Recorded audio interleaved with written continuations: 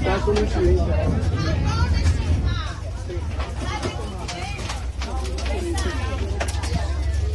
Nessuno lo sta barca.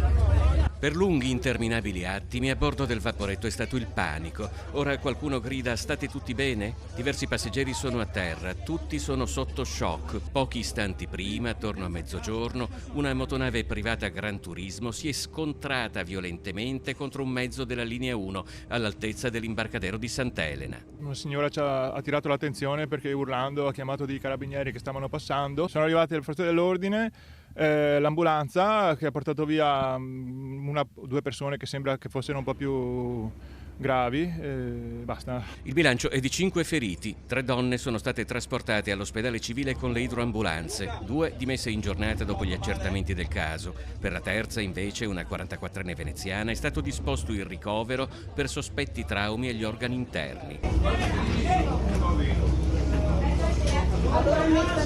Altre 2 persone sono state medicate sul posto dal 118. Poteva andare molto peggio. Una signora anziana abbastanza scioccata è venuta qua passando per andare a casa. L'abbiamo rincuorata un attimo, stava piangendo dallo shock. Tutti erano anche arrabbiati per la vicenda, insomma, per la precedenza di questo, di quello non si sa, cioè ovviamente non si capisce adesso come sia andata. Quella che è oramai solo la carcassa di un vaporetto porta addosso i terribili segni dell'impatto con la motonave. Gran parte della fiancata è completamente squarciata. Ciò che manca si trova sulla prua dell'altra imbarcazione. Anche in questa le conseguenze dell'incidente sono evidenti. Il vaporetto è stato posto subito sotto sequestro. Le indagini sono della Capitaneria di Porto.